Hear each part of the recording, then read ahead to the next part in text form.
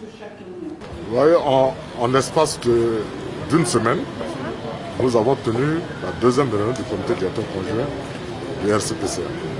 L'objectif, c'est de voir, comme vous le savez, dans la riposte globale, il y a le volet sanitaire, le volet socio-économique.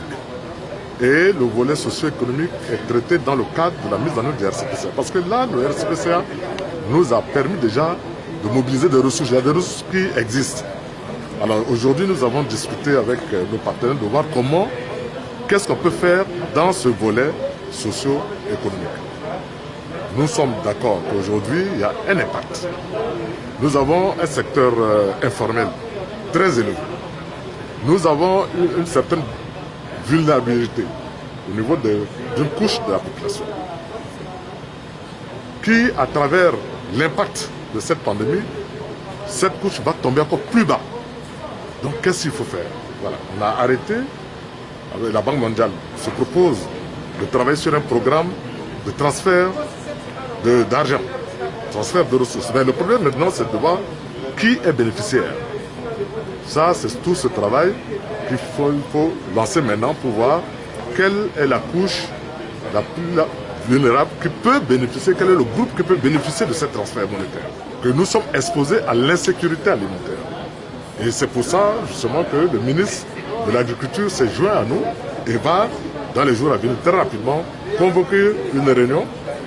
Et les partenaires sont prêts à regarder le portefeuille de l'intervention dans notre pays, voir comment on peut réorienter certains projets de l'agriculture pour aller vite, pour que les paysans ne soient pas rattrapés par les questions et que la population soit exposée à l'insécurité alimentaire. Et nous avons pensé qu'on ne peut pas évoluer sans le secteur privé.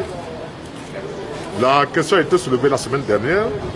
Au cours de cette réunion, nous avons organisé déjà la semaine passée une réunion avec le ministre des Finances, avec les partenaires, pour voir comment on doit faire pour rencontrer le secteur privé. C'est ce que nous allons faire certainement cette semaine, je crois, rencontrer le secteur privé et les écouter.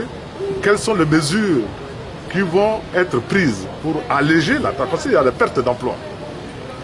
Il y a des secteurs qui sont touchés. Comment on doit faire au niveau fiscal?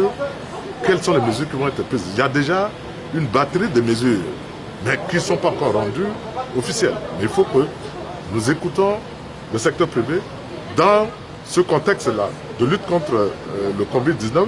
Qu'est-ce que le secteur privé propose de faire?